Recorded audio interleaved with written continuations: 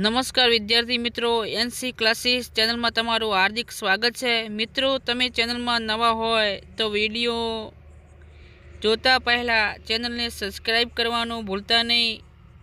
હવે મિત્રો, ધોરણ 12 વિષય તત્વજ્ઞાન જે રૂપલક્ષી દાખલા બોર્ડની પરીક્ષામાં પૂછાવાના છે એ મિત્રો મોસ્ટ આઈએમપી છે, તો વિડીયોને સ્કીપ કર્યા સિવાય મિત્રો જોજો।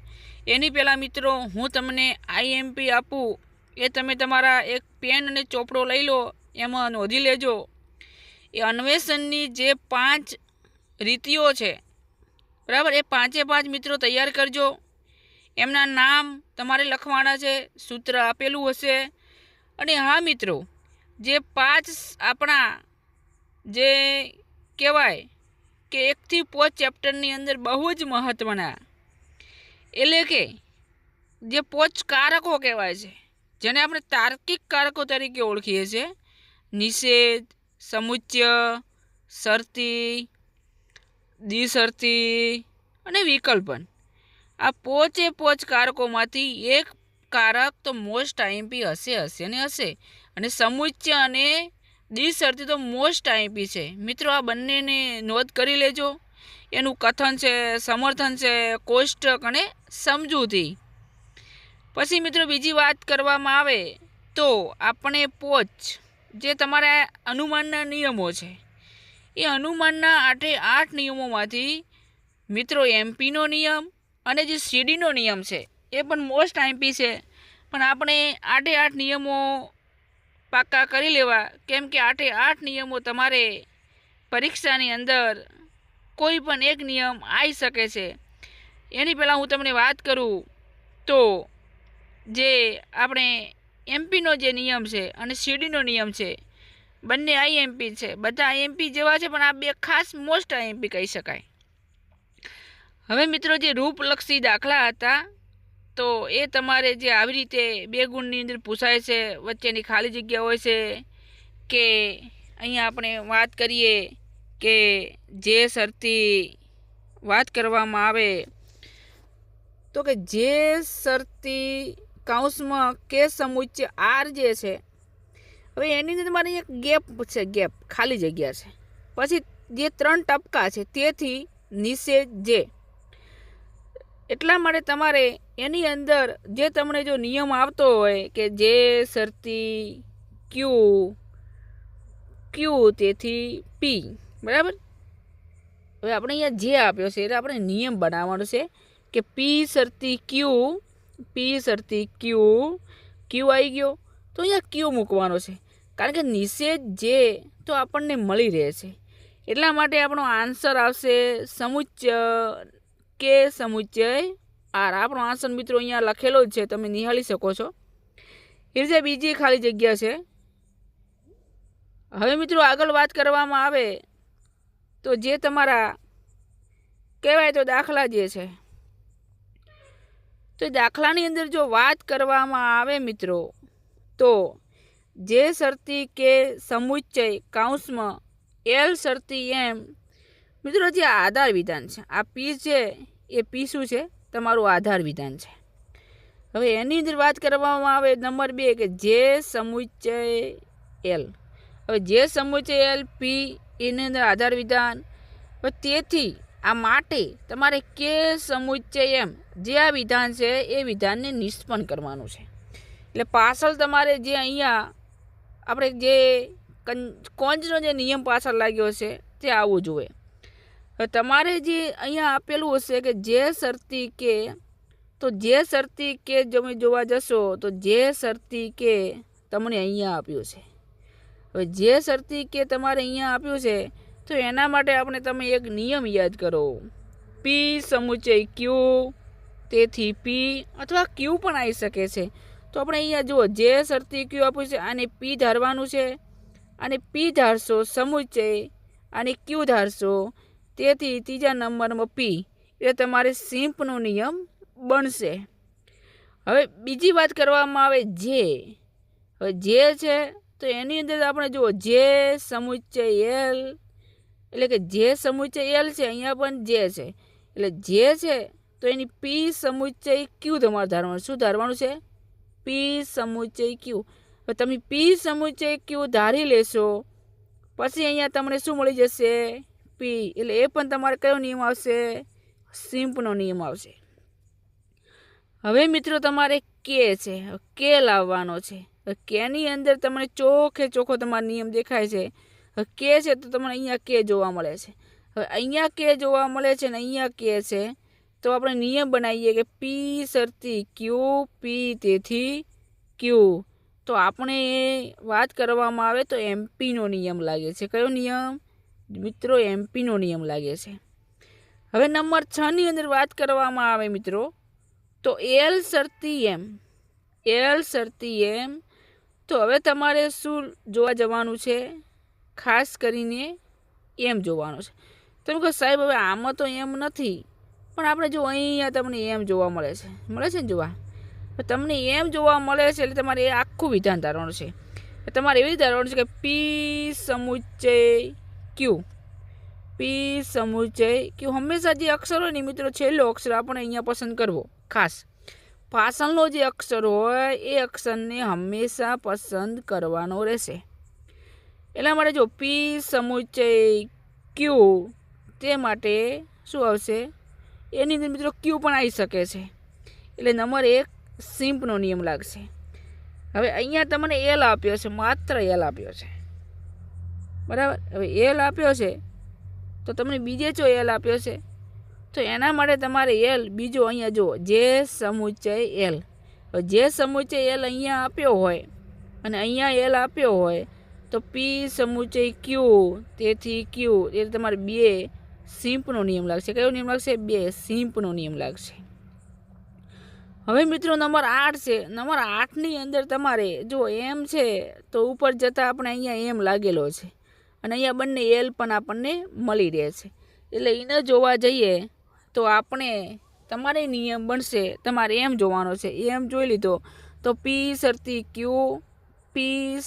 ક્યુ પી તે માટે ક્યુ એટલે મિત્રો તમારે 6 અને 7 કયો નિયમ લાગશે 6 અને 7 એમપીનો નિયમ લાગશે. કયો નિયમ લાગશે એમપીનો નિયમ લાગશે. હવે મિત્રો આપણે જે નિષ્પન્ન કરવાનું હતું કે સમુચ્ચય એમ. હવે તમારે પોચની અંદર કે પણ મળી ગયું છે અને જે એમ છે મિત્રો એ તમને 8ની અંદર એમ પણ મળી ગયું છે. હવે એ તમારે બંને મળી ગયા છે એટલે તમારે કે સમુચ્ચય એમ. હવે તમારે વિચારવાનું છે કે એ બંને મળી ગયા હોય તો એના માટે મિત્રો તમારે નિયમ લાગશે કન્જેક્શનનો જે આપણે ભણી ગયા પી ક્યુ તેથી પી સમુચ્ચય ક્યુ બરાબર. જે આપણે કોંજના નિયમ તરીકે જેને ઓળખીએ છીએ આમ જેને કન્જેક્શન કહેવાય છે. તો મિત્રો આ હતો તમારો રૂપલક્ષી સાબિતીનો દાખલો. જો મિત્રો ખબર ન પડી હોય તો આપણો વિડીયો બીજો પણ બોર્ડ સાથે તમારી સમક્ષ ટૂંક જ સમયની અંદર રજૂ થશે. તો મિત્રો તમે કોમેન્ટ બોક્સમાં જણાવી શકો છો. મિત્રો આ જે દાખલા મેં કાઢ્યા છે જે રૂપલક્ષી સાબિતીના તમને મોસ્ટ આઈએમપી છે. વિડીયોને સ્કીપ ન કરતા તમને આવનારી આ બોર્ડની પરીક્ષાની અંદર ખૂબ જ ઉપયોગી નીવડશે.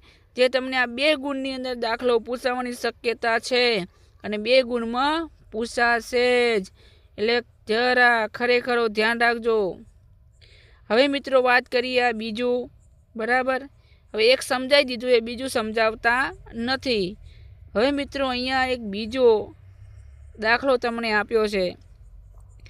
હવે તમારે અહીંયા માત્ર આપેલું હશે આટલી જ રકમ આપેલી હશે. હવે એટલી જ રકમ તમારે આપેલી હશે. હવે એ રકમને તમારે એમાંથી શું કરવાની છે આખા આધાર વિધાન બાજુમાં લખવાના છે અને એમાંથી ફલિત વિધાનનો નિષ્પન્ન કરવાના છે. હવે એમને નિષ્પન્ન કરશો જો પી શરતી ક્યુ પી સમુચ્ચય નિષેધ ક્યુ તેથી તમારે ફલિત કરવાનું છે ક્યુ સમુચ્ચય નિષેધ પી. હવે કી સમુચ્ચય નિષેધ પી તમે નિષ્પન્ન કરશો એટલે સૌથી પહેલાં તમારે પહેલું જ આધાર વિધાન તમારે લખી દેવાનું છે. પહેલું જ આધાર વિધાન તમે લખી દેશો બરાબર. આ પહેલું લખાઈ ગયું. પછી બીજું પી સમુચય નિષેધ ક્યુ, તો પી સમુચય નિષેધ ક્યુ છે બીજા નંબરનું પણ તમારે લખી દેવાનું છે.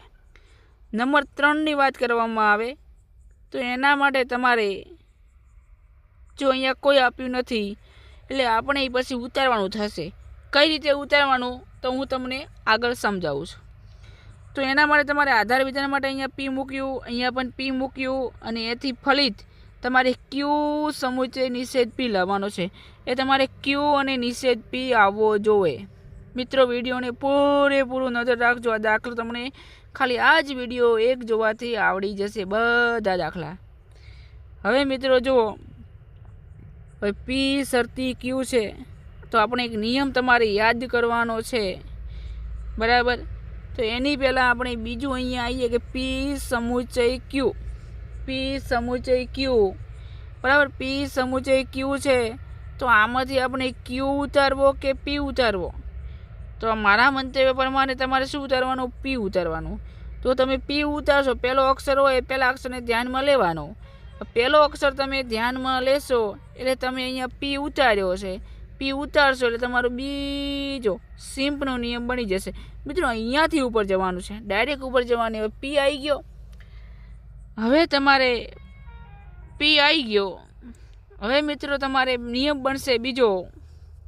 જુઓ, વાત કરવામાં પી શરતી ક્યુ, પી શરતી ક્યુ પી, પી શરતી ક્યુ પી, તેથી શું આવશે? ક્યુ આવશે. એટલે મિત્રો તમારે નિયમ બનશે એમપીનો. કયો નિયમ બનશે? એમપીનો નિયમ બનશે. હવે એમપીનો નિયમ બની ગયો એટલે ફરીવાર તમારે અહીંયા વાત કરવામાં આવે તો પી સમુચય નિષેધ ક્યુ શું લેશો? પી સમુચય નિષેધ ક્યુ. હવે પી સમુચય તમે નિષેધ ક્યુ લેશો એટલે તમે નિષેધ ક્યુ ઉતારશો. શું ઉતારશો આમાંથી? નિષેધ ક્યુ. હવે નિષેધ ક્યુ તમે ઉતાર્યો કઈમાંથી? તો નંબર 2માંથી. નંબર 2માંથી પી સમુચય ક્યુ, તેથી ક્યુ. એટલે તમારે શું બની જશે? કયો નિયમ બનશે? સિમ્પનો નિયમ બનશે. કયો નિયમ બનશે? સિમ્પનો. સિમ્પનો નિયમ બની ગયો. સિમ્પનો નિયમ બની ગયો એટલે મિત્રો તમારે હવે જવાનું છે, જો જશો હવે પી શરતી ક્યુ શું આવશે? પી શરતી ક્યુ નિષેધ ક્યુ, તેમાંથી કયું નિષ્પન્ન કરી શકાય? એમટીના નિયમને યાદ કરો મિત્રો. કયા નિયમને? એમટીના. એટલે એમાંથી તમારે ઉતારવાનું શું છે? નિષેધ પી. શું ઉતારવાનું છે? નિષેધ પી. હવે તમે નિષેધ પી ઉતારશો એટલે તમારે 1 અને 5ની અંદર જે ક્રમ છે ખાસ લખવાના. એટલે તમારો નિયમ બની જશે કયો? એમટીનો. કયો બની જશે? એમટીનો નિયમ બની જશે. હવે મિત્રો વાત કરવામાં આવે નંબર 7, તો નંબર 7ની અંદર આપણે શું કરવાનું હતું? ક્યુ સમુચય નિષેધ પી. તો મિત્રો તમને ક્યુ પણ મળી જાય છે અને નિષેધ પી પણ મળી જાય છે. તમે તમારું વિધાન લખી નાખો છો. એટલે મિત્રો 4 અને 6ની વાત કરવામાં આવે તો મિત્રો 4 અને 6 તમારે કંજેક્શન યાની કે કોંજનો જે નિયમ છે, જે કોંજનો નિયમ છે એ કોંજનો નિયમ તમને મળી રહેશે. મિત્રો જો ખબર ન પડી હોય તો કોમેન્ટ બોક્સમાં જણાવજો ફરીવાર. અને મિત્રો આ જે દાખલા મેં અહીંયા લખીને તમારી સમક્ષ મૂક્યા છે એ મિત્રો મોસ્ટ આઈએમપી છે. તમારે 2025ની અંદર ખૂબ જ ઉપયોગી નીવડશે. તો મિત્રો વિડીયોને સ્કીપ કર્યા સિવાય પૂરેપૂરો નિહાળજો. ફરી બીજા વિડીયોમાં મળીશું નેક્સ્ટ વિડીયોમાં. તો મિત્રો વિનંતી છે કે વિડીયો ગમ્યો હોય તો લાઈક કરજો, શેર કરજો, સબસ્ક્રાઈબ કરવાનું ભૂલતા નહીં.